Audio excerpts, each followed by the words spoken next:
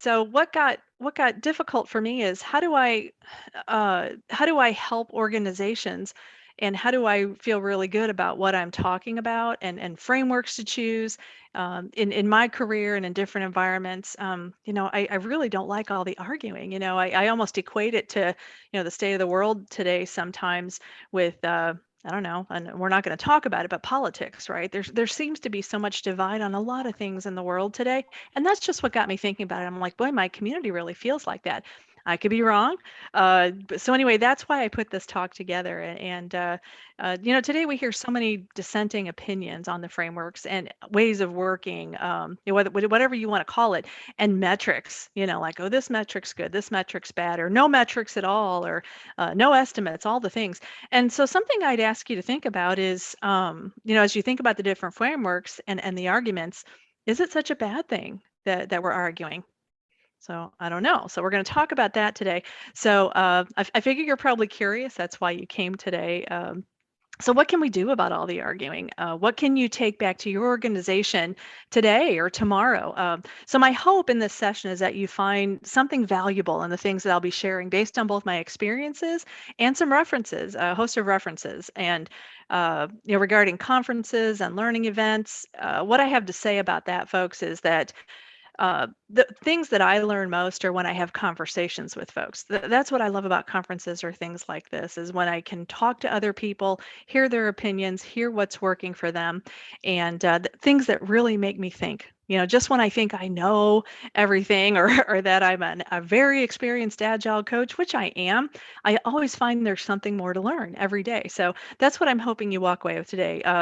A new way to think about a certain challenge in your organization. Maybe one will come to mind while we're talking today, and that I also have some takeaways for you that you can actually measure and take back to your organization. So I wanted to provide you with something that you could take away in that sense as well. I always find that to be important to me. So those are our goals today. So about me, you might have heard in the beginning, I love Florida. I've lived here just about a year now, particularly South Florida. I'm in love with the beach.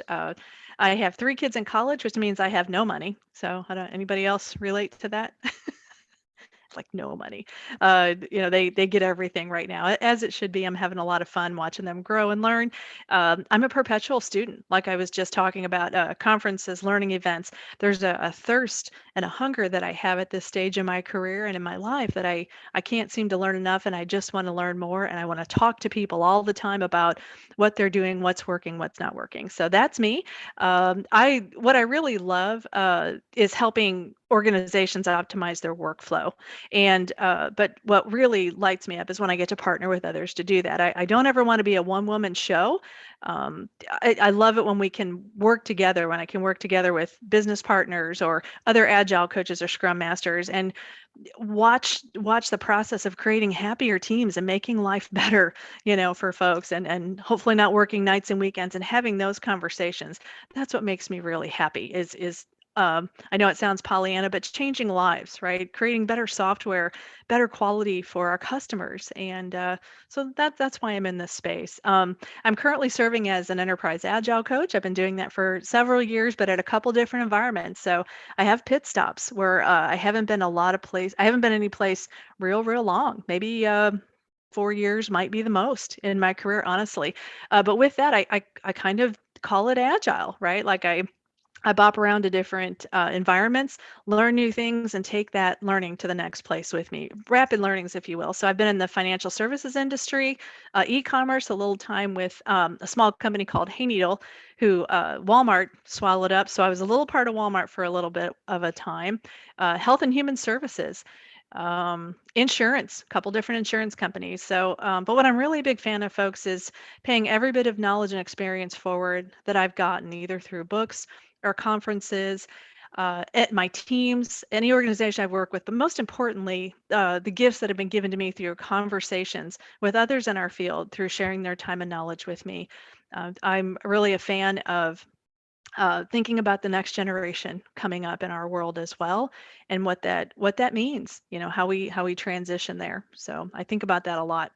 So what I'd like, if you don't mind, and again, this is intended to be a conversation, an interactive session today. So I'd like to know, and you can put it in the chat. I'd love it if you shout it out or want to turn your cameras on, but you certainly don't have to. So when it comes to Agile, uh, do you feel like you're a beginner? Do you, if you feel like you're a beginner, raise your hand. And when I say beginner, we welcome every level here, right? If all you know about Agile is how to spell the word Agile, awesome. Thanks for coming. We're really glad you're here. So this is intended to be a space where there's no judging, there's no ego. We're all here to learn and help each other. So maybe in the chat, I'd love to see if you feel like you're a beginner, experienced, advanced, expert. I don't call myself too much of an expert in any space other than how to discipline college-age children. I'm pretty good at that, but again, I'm learning every day. So just kind of curious. I'm going to check the chat out here. Experienced, yeah. Experienced, advanced, awesome. Beginner, educator. Okay, beginner, cool. Experienced, yeah, yeah. Okay, so we've got kind of the gamut, it looks like here, which makes it super fun. Middle of the road, yeah, Sharon. Um, yeah, that's what makes this so much fun, right? Is to see all the different levels of knowledge and people just feeling comfortable to say, "Hey, man, I can spell agile." So, for instance, in the conference I was in Friday, I had several raise their hand and say, "I don't know too much." Well, good, it's okay, right? So, everyone, regardless of their knowledge of expertise here in this kind of a community or environment, um, your thoughts and your opinions are valid and they're welcome. We all see things from different perspectives based on our knowledge, So someone who's at a beginner level will tell me something that uh, someone at advanced level wouldn't tell me and give me a perspective, or others in the room a perspective that will go, oh my goodness, yes. And we think about customers in Agile, right? So someone who's a beginner and learning about the product here that we're selling and they give us some feedback helps us to make sure that we're catering our message and using good language that folks can understand and we don't imply that everyone in the room knows everything we're talking about. So that's what I love about beginners. So, but I'm so glad y'all are here. So here's our exercise. What we're going to do is solve for the best framework. Did you know that? Do you believe me?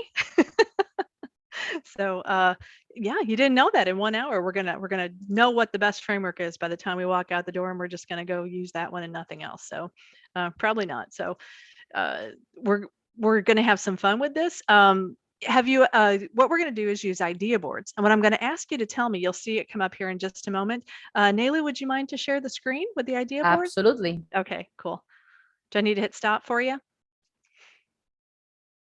Okay, yep, she's able to grab it. So if you've never seen idea boards, it's pretty simple. And Naylu, maybe you can just do the first post-it. So let's take a look at this for just a moment. So what I've got is safe, what we love, right? On the top left corner. Safe, what we don't like so much about it, right? Scrum, what we love. And we're going to the middle category here. Scrum, what we don't like. Kanban, again, the same thing. And then any other frameworks, say you're using less or some other framework and you want to talk about that, tell us what you love, tell us what you don't like. Love to see it. So let's do this. Let's go to all sections. There we go. So that folks can interact with this a little better and see it better. Let's go to safe love. So what I'd like you to do, if you hit and Nayla, maybe you can demo for us if you hit love and we'll know it's you. So that's okay. And feel free to put your names by them, folks, too, if you want to. You certainly don't have to. Hit the little plus sign and she's going to type away what she loves about safe. Anything you want there. So what you can do is grab a Post-it, folks, under safe love, grab the green. There you go. Grab and if you like it, if you don't want to type anything else, oh yeah, that's what I meant to say too, hit the plus right there. So you can see the little 0. There you go. And take a minute. Let's do this exercise for a moment. I think I might participate as well.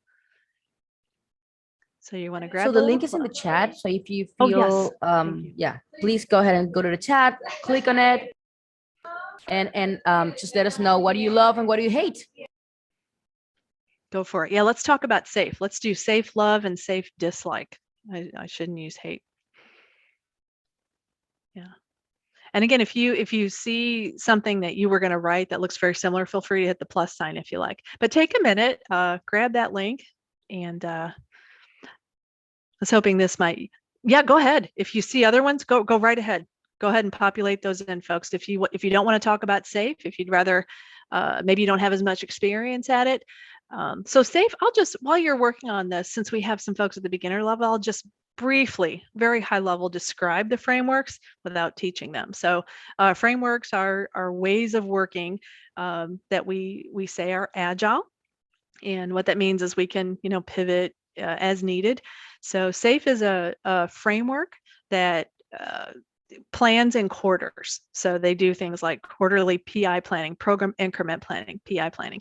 And what you'll see are multiple work streams or multiple teams that have a lot of dependencies, possibly work with a lot of vendors, right? Like say you outsource and have a lot of vendors in your space.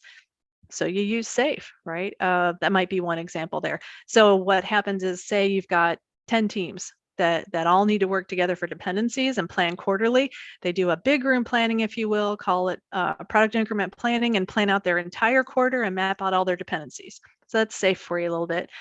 Scrum are typical sprints, time box sprints, where a team agrees on a goal. Now, Scrum can have, whatever the team decides, 2-week sprints, 3-week sprints, 1-week sprints. In some cases, I've seen 4, maybe you have as well. And the premise behind that is that there's a time box and that there is a goal that the team wants to try to accomplish within that time box, say that the 2-week sprints. So what do you love about Scrum if you use Scrum? What do you not love so much about it? Kanban is your pull system, your work in progress. So there is no time box with Kanban. The team has a backlog that it might be a support team would be an example of a group that might enjoy using Kanban, where they are coming into a backlog on a daily basis, maybe things that have come in overnight. They're prioritizing them and they're pulling them through the system. So it's a pull system, and WIP is important in Kanban, work in progress. So say you don't want to have Nelu working on 8 things at once, right? Keep her WIP somewhat low so she has focus. So that's Kanban. And then if there are any other ones you wanna add on there, go right ahead. Those are the ones that are kind of in my wheelhouse, though, that I have direct experience with. But I'd love to hear if you've got other ones that you're working with. Yeah, lots of stuff. Okay. I'll tell you what, I'll go ahead and since it's slowing down just a little bit, Scrumban, yeah, throw that down there if you like, Ebony. Feel free to put it on the other frameworks, what you love about it, what you don't love. And you can put Scrumban if you want on the post-it as well. And you might have a like or a dislike based on, oh, she's driving. That's okay. Let's don't have you do that then. I can help you. I can help you. Oh, good idea. I would put that on the other frameworks, I think. If that's okay, Nilu, I would put that on the other. She's got Scrumban. Sure. So can I put it here? Dislike and Scrum here? Or other frames. I'm sorry. There you go. There you go. And I think she had, did you love something about that? I'll have to check again. Okay. Yeah, while we're blabbing, flow metrics. Yeah, go ahead. I'm gonna go positive, and I'm gonna put love. Just sounds good. Yeah, I'm gonna put here Scrumban real quick. Oh, it switches to the other page. Oh, I see what you did. You got it on that category. I love it. Yep.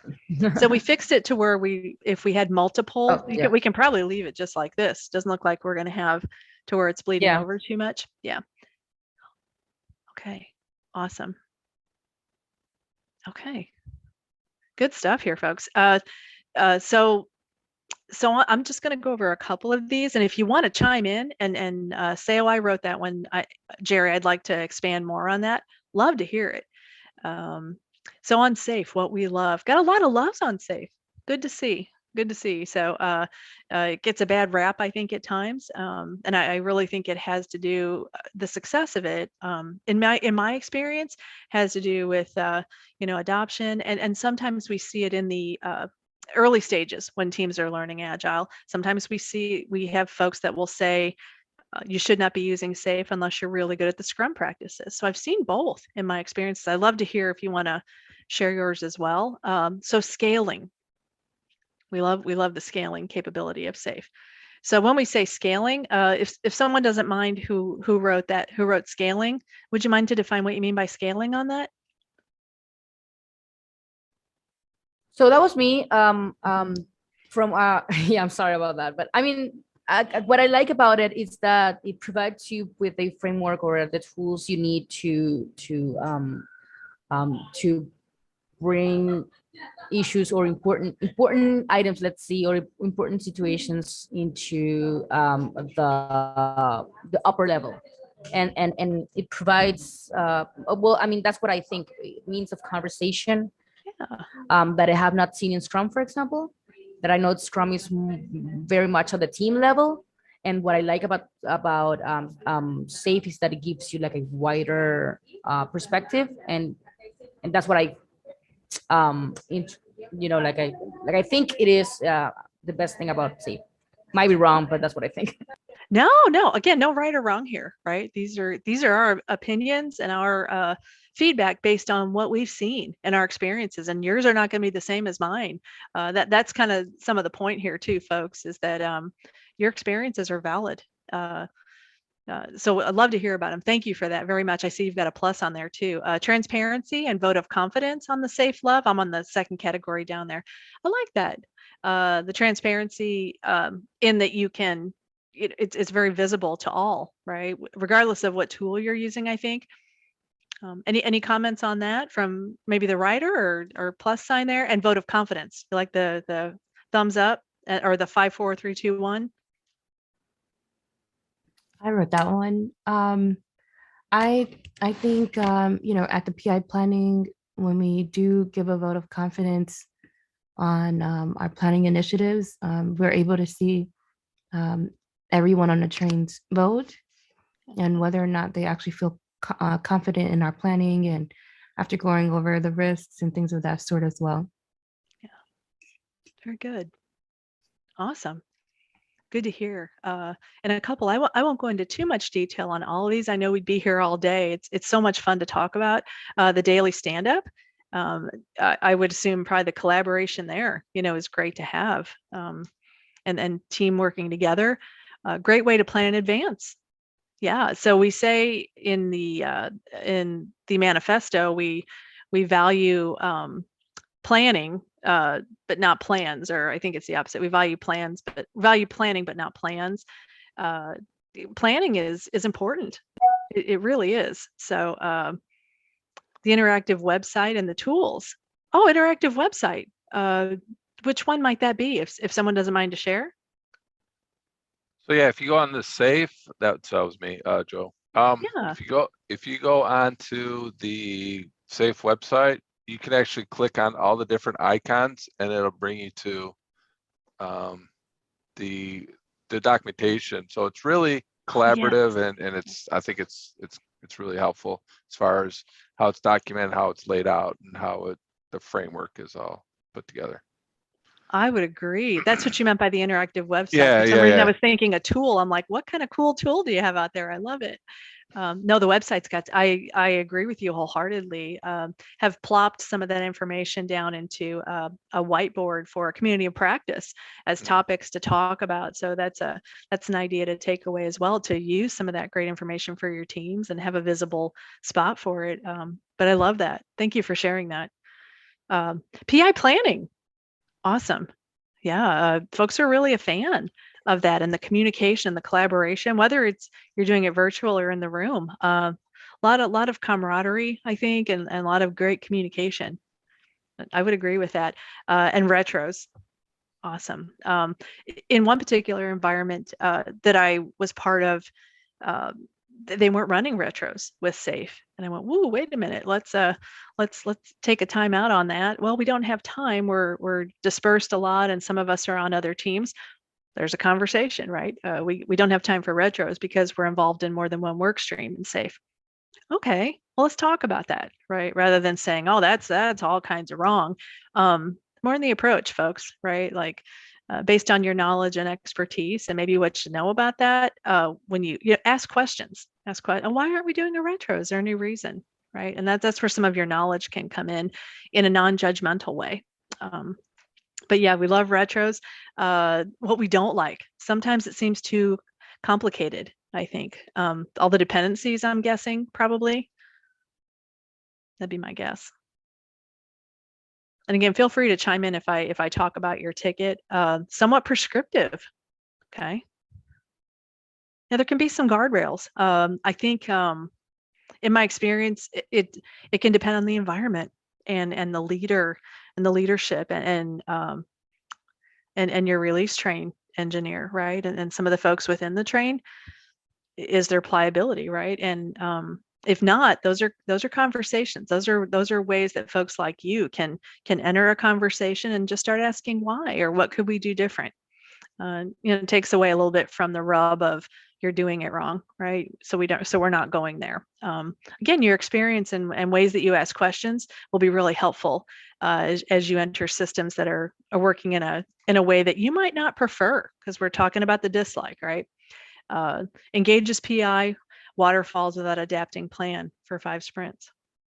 Yeah, yeah, that I've seen that as well. But again, my question is, hey, is that working okay that we didn't get to pivot on that, or what? How did you feel about that? You've got your retros, right? And again, you can take your experience and ask those questions when you see something that you don't like. That would be my challenge to you. And what we'll see here too, folks, is obviously we see almost as many likes as we see dislikes on these. And that was kind of the point of the exercise. I'll go over just a couple more and then we'll move on. The Scrum, what we love, the retros, of course. We love few but defined meetings. Right. There's a little bit of prescription, but not necessarily that, maybe, but more of a description of what the outcomes should be of the meeting. I think that's some great things provided by the Scrum framework and Scrum Alliance. They talk about the outcomes of the session. Time box sprints that are set up at the beginning of the project, right? If you decide, again, 1, 2, 3, 3-week sprints, whatever your team agrees to, right? And again, some of those questions you can ask intermittently, and some of the discoveries in your retros will help your team decide, and they'll help decide that for you as well. You can guide that conversation on if it's working or if it's not. So daily stand-ups are great. We don't like, hold on a moment, move this out of the way. We don't like carryover. Yeah, there's carryover sometimes, isn't there? Whose velocity chart has ever looked anything but like this? Anybody got any perfect charts out there? It's hard, right? What we do is complex. What our teams do is complex work, and we're humans, right? So makes sense. Again, feel free to chime in with me here too. Can be too prescriptive at times. We saw that up here too, didn't we? Prescriptive. No, very good. I dislike that at times too. But again, if you hone in your knowledge and ask some good questions, you might be surprised at where your team can take you on how you can adapt that framework and those ways of working. Does it, you might come to the question together as a team, do we have to adhere to this? Why is this part important? Can we scrap that so it doesn't feel as prescriptive? Right. Again, conversations you can have. Too many people do not have deep understanding, miss abilities, and use it wrong. Yikes. Yeah, that can happen. Again, that's where folks like yourselves come in, right? The fact that you're here, and it shows that you're in study and you're in research, and that you care about your teams, or care about your work, care about what you do. So my challenge would be there, if you see people using it in ways that are not effective, kindly enter that conversation and gently enter that conversation. Have you thought about this? Have you thought about trying that? Those would be some of my suggestions there. Kanban, a lot of things we love about Kanban. The whip and pull method, you can start where you are. Flow metrics. Who said flow metrics? Who knows about flow metrics here? Who was Yeah, who that? said that? Right? Yeah. I'll have you teach that part here in a little bit. You'd be surprised. People say, what's that? Pretty cool. Flow metrics are cool, aren't they? Pragmatic and not prescriptive. Yeah. We don't like that it's easier to forget long-term planning and reflection. Can be. Depends on the nature of what kind of work you're doing there, in Kanban too. It's okay to have retros, right? Flow metrics again. Oh, we don't like flow metrics. We like them and then we don't. Isn't that interesting? Interesting. Yeah. There's some of that arguing we were talking about, the point, right? Some people think in Kanban a story can take longer than a Scrum sprint, right? Yeah. Yeah, whip, is the main thing. Whip and pull method. We do love that. And what it does is it helps us communicate. So really cool. Thank you so much for doing that exercise. And Scrumban, of course, we had that as well. So the point of that, just the visual, and then Nayla, you can toss it right back to me if you like. Let me grab the share again. The point of that exercise, folks, was to show again, not that I am so much the person saying that we're have some discontent and some disagreement on some things. It's pretty visible to see that there's a lot of different opinions out there. So and again, I ask at the beginning, is that necessarily a bad thing? Every organization has its own of these things here, folks, and think about it. I would be curious to know, and you can put this in the chat if you like, or feel free to shout it out. Is there anyone on the call today who this is your first job and the only job that you've had? If so, put 1 in the chat. Okay. Don't see anything in the chat yet. You'd be surprised. I No. get people who say Yeah. this is their first and only job. When I talk to them, we're like, whoa, blown away. Yeah, I've been here 30 years, those kinds of things. How about you've had 2 to 5 jobs in your life? Anybody there? Okay. 1. Oh, we've got 1 for 1. 2 to 5. Very good. Coach Taz, 1 job. Cool. Sharon says yes. Okay. How about 5 to 10 jobs? Got Ebony there. You've had 5 to 10 jobs in your life? It's hard to think back, isn't it? Yep. Okay. 5 to 10. Okay, then here's the last one. More than 10. I fall into that category. Yeah, there we go, Diana. I was in a room. I think we went up to 20, and I was the only person standing after 20, and I had to explain my reasons for quitting Burger King, and places like Walmart and things like that when I was young. 2 to 5 for you, Coach Taz. Okay. Cool. So I say that to because it's always interesting to see, and those of you who've and you know it if you've been in just 2 to 5 environments too. On the lower end, there are complex systems in every organization. The leadership styles are different everywhere, aren't they? The culture is different. Do you have a culture that today says, well, you get back in office and that's just the way it is, or do you have one that has some pliability? Do you have one that says do whatever the heck works for you? So we know that every organization is different. They have different values, different mission, strategy, goals, and you think about your organization and what their goals are, and hopefully they're communicating them well to all of you. So with that, who's heard of the term VUCA world? Bet a couple of you have. No one? You can yell it out. You can just say me if you like. Heard VUCA? Yeah, VUCA. Okay, there we go. There we go. Okay.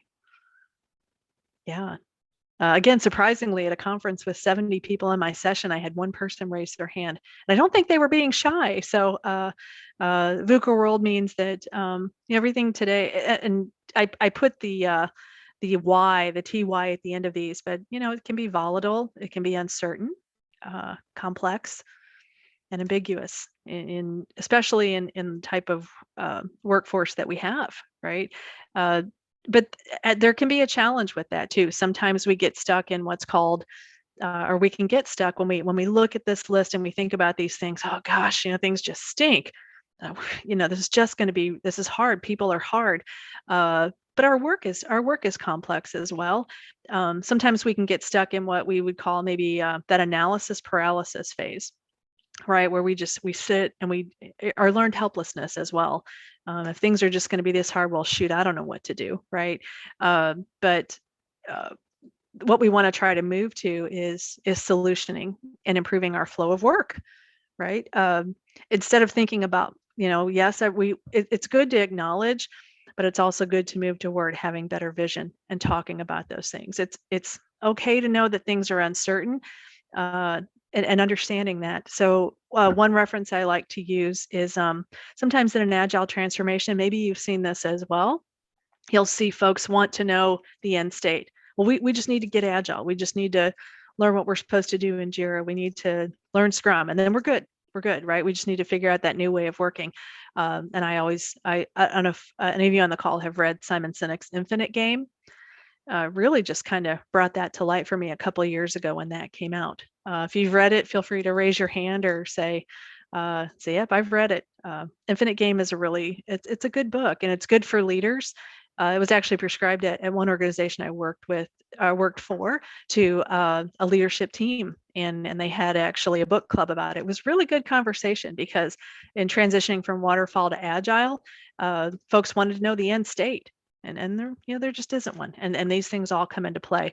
But improving our flow of work and thinking about these things, feedback loops are going to be the most important thing. We've got to keep talking. So, okay. So I'm going to tell you a little story here. If you have ever worked in a dojo, heard of a dojo, let me know in the chat.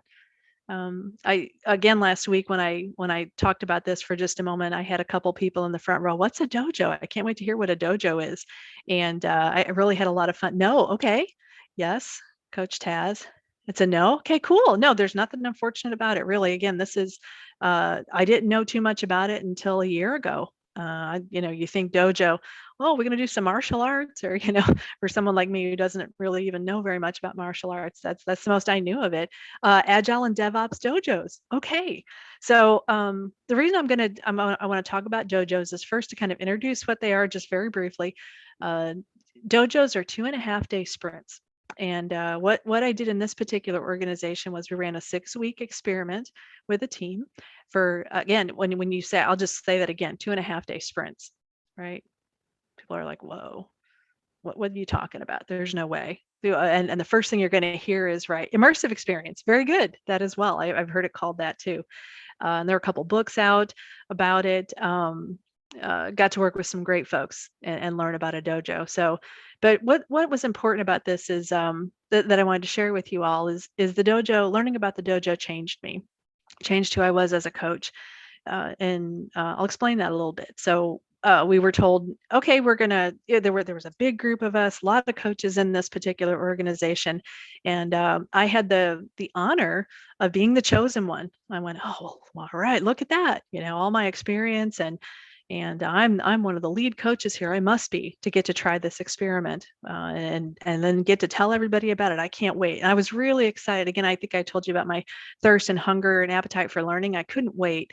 So we're going to do this 6-week experiment. And there was, unbeknownst to me at the time, there was a lot of pre-work being done with leaders to, for the pliability of, yeah, we know you've got some deliverables. Can we do this experiment with your team? Here's what it's going to entail. We need a dedicated team. We can't have folks that are farmed out to a couple different teams. If we do, that might not be as effective for your team in the dojo. If you have it that way, you don't have to change it, but that's what we recommend. So there were a couple recommendations made for leaders before we were allowed to do the experiment. And so we got in, and folks went, all those meetings, are you kidding me? You can imagine, we're never going to deliver X on time. We're never going to get there.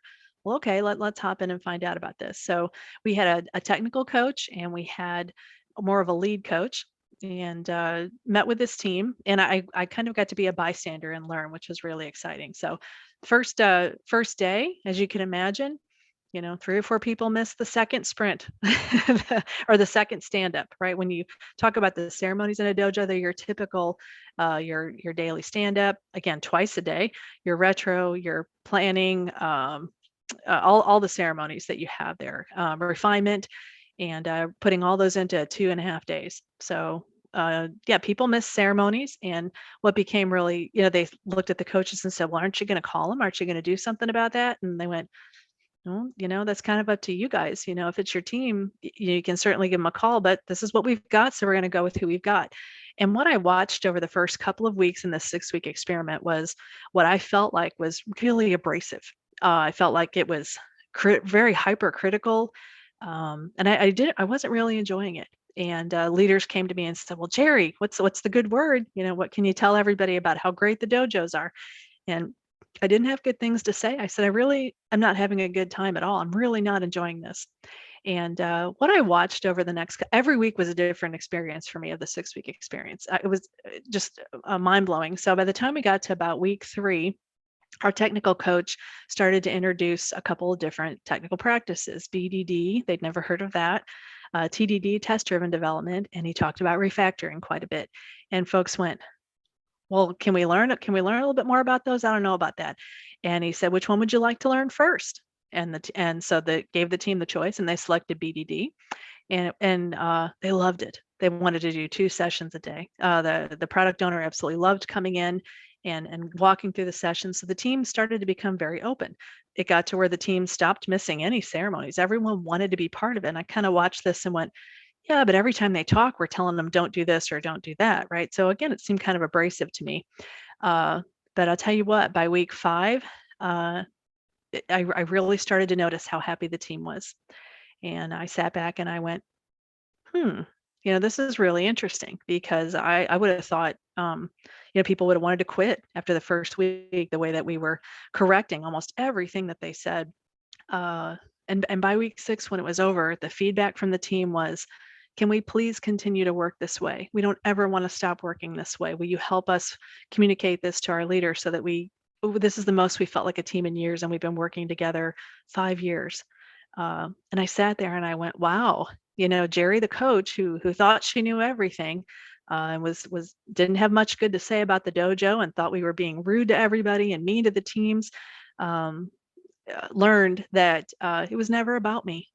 It was never about everything that I thought it was supposed to have been. And that kind of goes along with the way we think about frameworks, right? It's not necessarily about us. It's what our teams need. It's what we can use with our knowledge and experience to help them, and how we can help guide some of the narrative for that. So that really changed me as a coach. And again, that was right about a year ago. So thought I'd share that story with you. Anyone else have a similar experience? Oh, I'm sorry, I've got some questions in the chat. Use the dojo, practicing different stuff like agile, DevOps, or mixed martial arts. Does that mean there were 2 sprints per week? We did 2.5-day sprints. So in a week, it was 2 sprints per week in a 5-day work week. You are correct, Sharon. So can you imagine? People looked at me like, there's no way my teams would ever do that. But again, what it did was it changed me as a coach, and it changed my approach to thinking that my way was the right way to do everything, that everything should be somewhat prescriptive, based on what I knew. This is the best way to do things. And something that you can maybe take away from that, if you've never run one of these or you've not participated in one, maybe you read a little bit more. But what I loved about it was that we were able to course correct many, many times. And so I've actually been practicing that very heavily since the dojo, where I will politely enter a conversation and say, hey, why don't we try it like this? And here's why I'm asking you to try it like this. I'm not telling you what to do, but what I'm doing is demonstrating we're doing this for a certain behavior, to get a behavior right. We're not telling people, fill out all your JIRAs before stand up, because we're tired of doing all the admin for you. Instead, what we're framing that into is think about for 5 minutes before you come to stand up every day. What does my team need from me, right? That's the motivation for filling out your JIRA tickets, if you happen to have that instance in your organization. What does my team need from me? So the dojo helped me learn how to grab behaviors while still coach from the back of the room, but grab those behaviors and insert course corrections with demonstrated behaviors rather than you're doing it wrong. So hopefully that helped a little bit. But again, I learned that it was never about me. It was about my team and what they needed and what they thought. And was a great experience. So, okay, so I'll wrap that up. Let's see. Oh, I had a question in the chat. So the unit of work the developers committed to have to be small enough to be delivered. Yeah. It was crazy. They learned how to break work down very small. They went back to 2-week sprints after that 6-week experiment. But again, what they communicated was that they felt like a team. They felt empowered. They felt trusted, and they felt like they could rely on each other. So, yeah. So when we talk about recapping this just a little bit, folks, um, wanting you to be curious really about what you see. And sometimes we use it had been mentioned to me that sometimes organizations use frameworks because they might have difficulty understanding what the real problem is. Frameworks are put in place to help us maybe solve a problem, and that is to learn ways of working. um, but what matters most is business value versus adherence to a certain process. Like we talked about, things we love about SAFe or Scrum and things we don't like, maybe heavy process, tight guardrails, too prescriptive.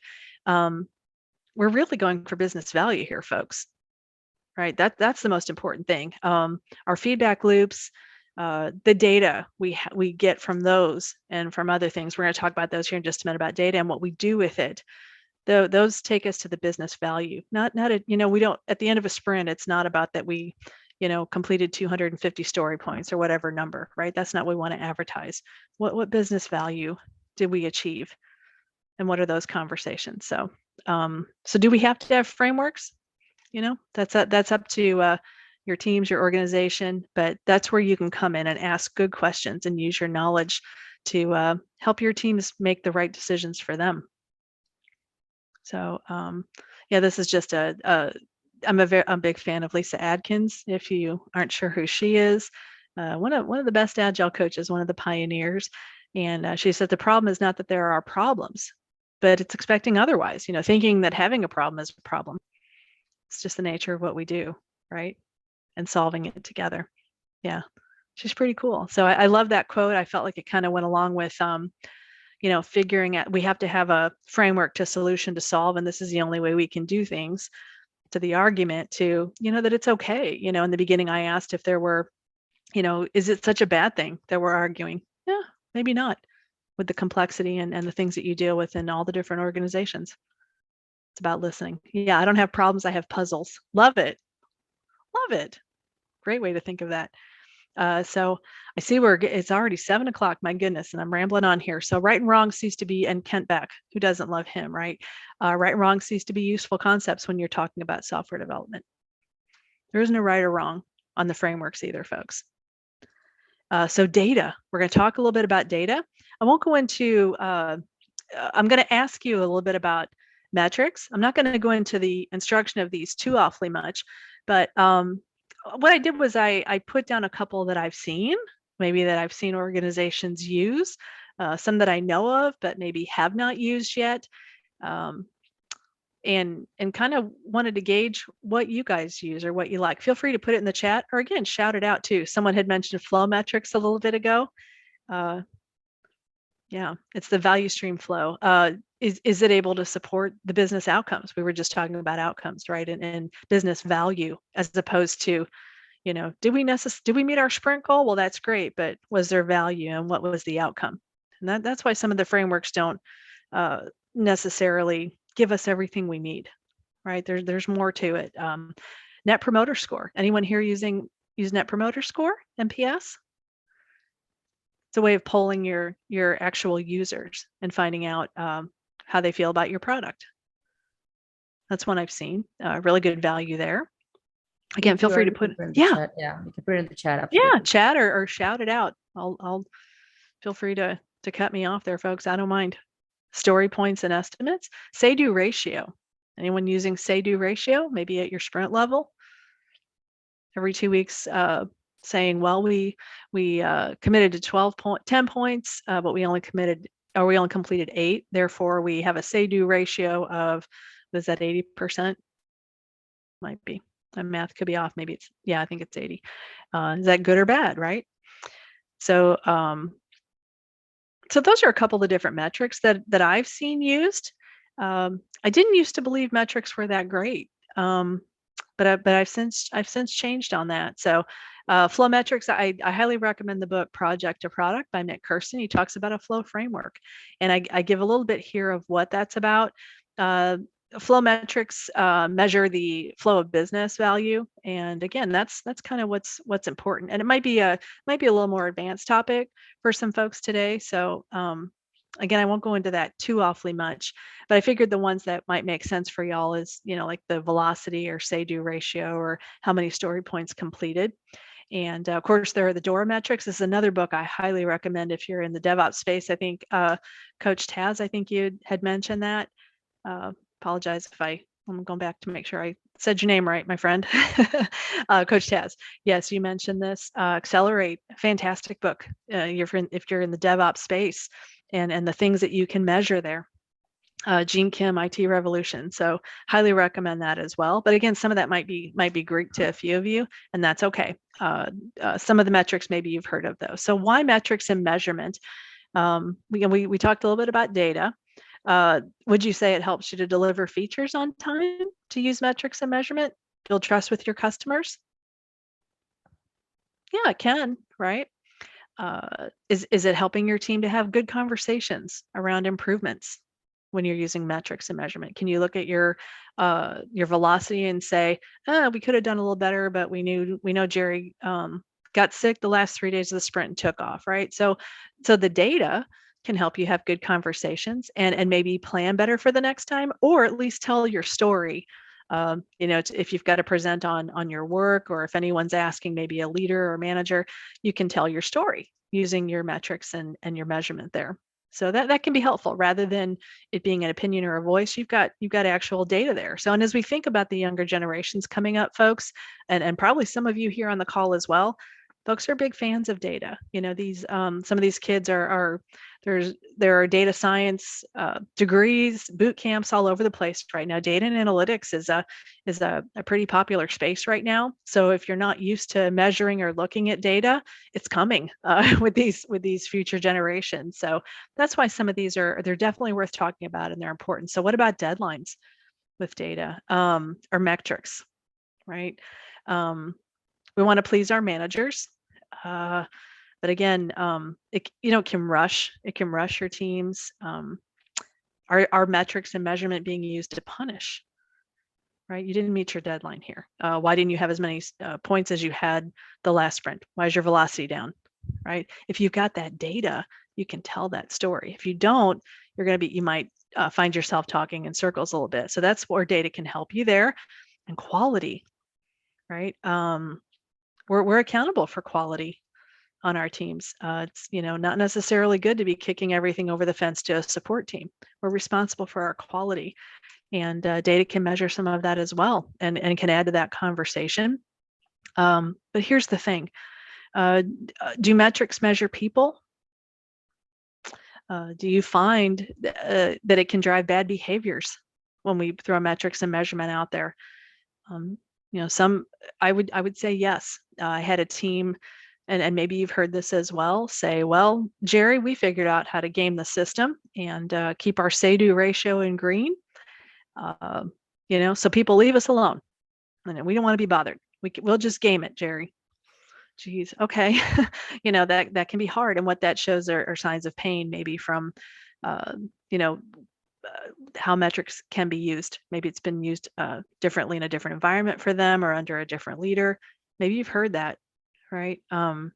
So what I say to you about that is that, I've even heard things as far as we don't want to show our work, right? We don't want to put our work in a tool. And that expresses pain. So what can we do about that? Metrics absolutely measure people, and that's where we can run into problems. But here's the thing. Are metrics helping you to deliver value to your business? What are the outcomes, right? And again, it might be a little bit more of an advanced topic here, but yes, completing your sprint goal is great. If you've got some data there to show and tell your story, that's what's going to help you. But it's not necessarily about completing everything in your sprint, or even if you have to pivot, right? So if you think about that, what's really the most important thing is not that you completed 250 story points in your sprint, but what value did we deliver? What were the outcomes of our sprint?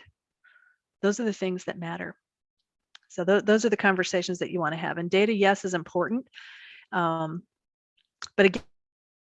again, where you can come in and help is you can guide that narrative. So I've heard some folks say control the narrative. I'm not a fan of the word control. but you can help guide that narrative, folks. Watch for that, listen for that. And again, none of the frameworks necessarily matter. What we want to do is improve the flow of business value, right? So you don't have to stick to SAFe. You don't have to stick to Scrum. If you need to pivot in the middle, have those conversations. Ask your team questions. It's really about business value, and use the data to help drive the decisions, to help tell your story, and guide that narrative. Make sure you're not using, or that you don't see anyone using them for punishment. Okay. And then my last question would be to you, that you take away. And I mentioned wanting to make sure that you left being able to think about something, or think about a challenge in your org based on what I presented today. If you had to ask this question in your org, and maybe you're doing it, anyone out there delivering every day, you can yell it out or let me know in the chat. I think kind of quiet today. Anyone? Not where No. I'm at. Yeah. Not every day. It's okay. That's okay. Oh, we have a yes. there. Yes, Coach Tass, you're delivering every day. That's awesome. Awesome. Uber Eats does. Awesome. I heard if you don't tip, though, they let your food sit, right? I heard that. So that's a question you can take back. And what you get, that's a thread to pull on, folks. You'll go back and ask that question. And if you've got some knowledge, and if you keep asking the question, you might ask it of the right person, or you might even be able to influence to start the path of finding the bottlenecks of getting you to that point. And maybe you can't, but I say question it, because what it will do is lead you to the conversations about where the bottlenecks are. You'd be surprised the support that you'll find amongst folks who are feeling the pains of those bottlenecks and going, well, if we just did X, we just did that, right? So that's the fun challenge for you there. I just have a couple of takeaways. And when I say measurable, I talked about NPS for just a brief moment a little bit ago. NPS and surveys, it's about getting to outcomes, not necessarily outputs, like we completed X in a quarter, or X in a sprint. Were they the right things, right? So I'm going to give you just a couple tools that I have. I see relationship and trust building in there. I love it. These are just some things I've learned in my experience. I don't know if you can see behind me, look on the wall behind me. This is a conversation piece. So if you've got some things in your arsenal, and everybody does, it doesn't have to be necessarily these agile practices. It could be that you enjoy talking about leadership, or you've got something you learned from a book or from a previous experience, or a leader who meant something to you. You could talk about leadership. This toolbox of offerings I make visible so that anyone that comes into my workspace knows that I would love to talk about any of these things. So these are just a couple suggestions that I have of things that I like to talk about. So I would suggest that you make a toolbox of offerings, or things that you can offer into your organization or to your team, people that sit nearby. This is what it looks like. It's just, again, conversation pieces. And what these can lead to, folks, are, if you're comfortable, potential workshops, potential book clubs, and then you can measure those outcomes, right? You can host a lunch. Someone could say, I've heard of Radical Candor, Jerry. I read that book by Kim Scott. That was pretty cool. Well, what about if we, you want to sit and chat about it? You want to go to lunch? Want to talk? Would anybody else like to come? And that's how you start generating some of the cultural learnings and such in your workplace. So what I did was I just threw down all the things that I love talking about, and I keep it visible. And when people come in my office or walk by my workspace, like, what's that crazy thing, Jerry? Well, it looks like a cartoon. Oh, well, I have my books, things like that. So these are things that can lead to conversations. They could lead to workshops, and things that you could measure for great outcomes in your organization. Something that I have as a goal on here: no more anonymous surveys. I got asked about that a couple days ago. Tell me about that, Jerry. Oh, I'd love to. In any particular organization, we'll be running surveys, but people don't put their names on them. You've probably heard of that. It's understandable, but could we get to a point where we're at a space where we're able to put our names and actually give feedback and data? In person is best, but if it, via a survey, because maybe we're working remote, don't hesitate to challenge your folks to put their names on that and have some real conversations. So that's just a little tool that I like to share. I hope it's helpful.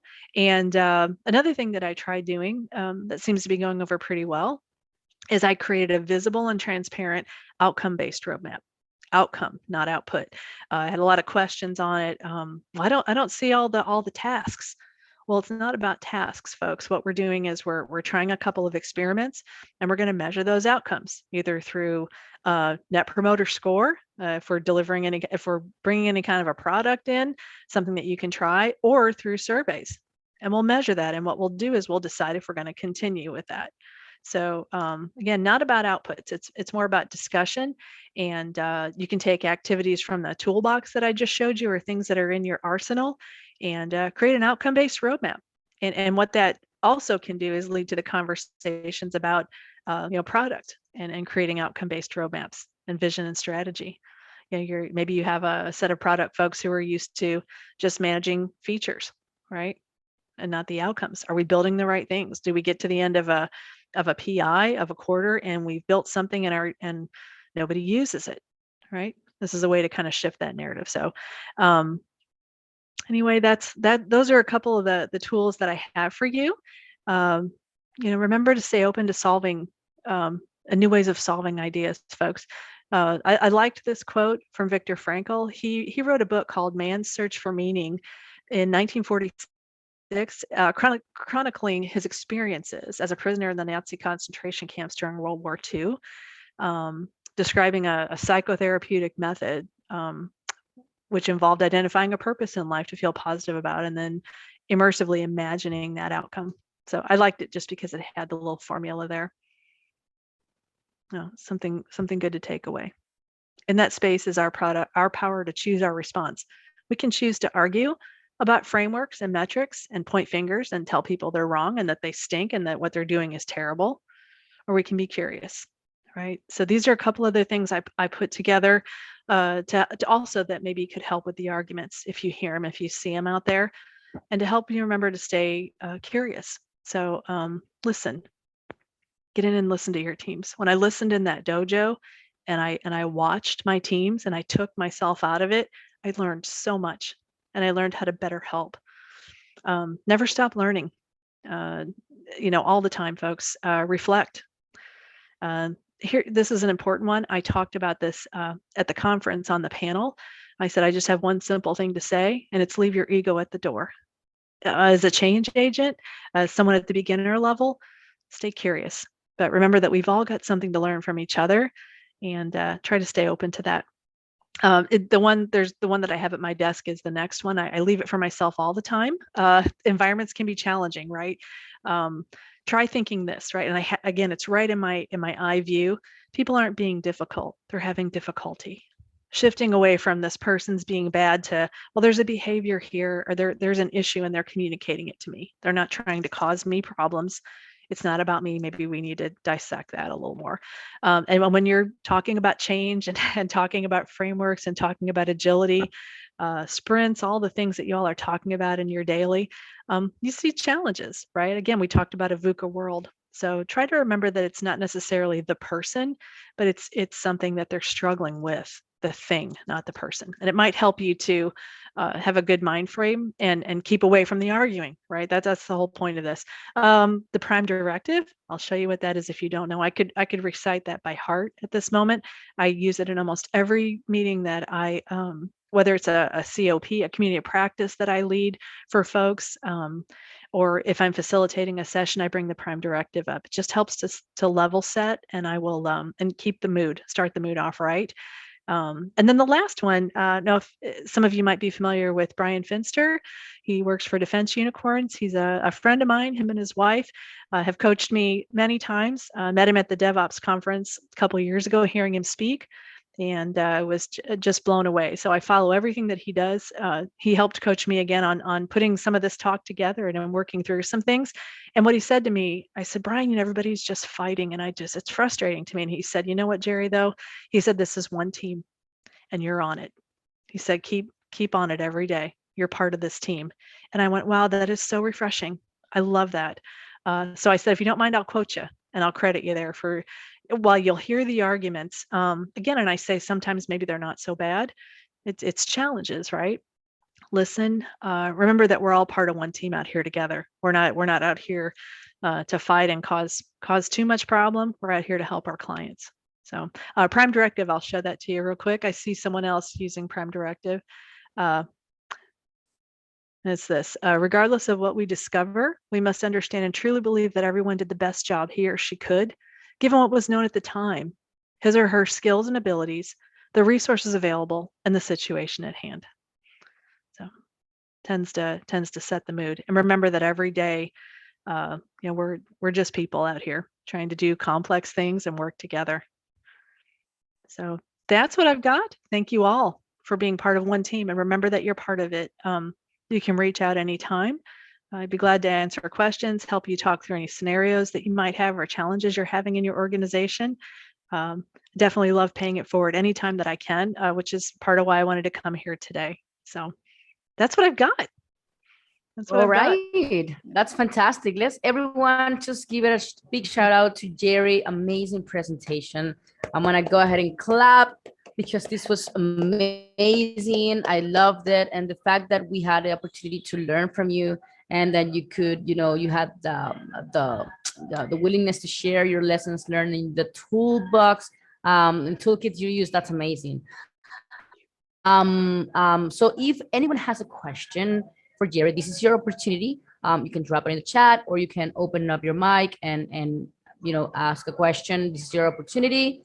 If not, we will drop Jerry's LinkedIn, so you can reach out to her personally. But go ahead, the floor is open for you. I'll try. Questions? One thing I've noticed. Hi. One thing I've noticed, and maybe it's specific to Scrum, because Scrum is sometimes off in a corner, and maybe that's one of the differences with SAFe. You don't always get the big picture. Other people are making the big decisions. So sometimes by the time it gets to the Scrum team, it's really the smaller decisions they're making. Even if they have good information, it may not be as creative as it could be. Have you encountered that?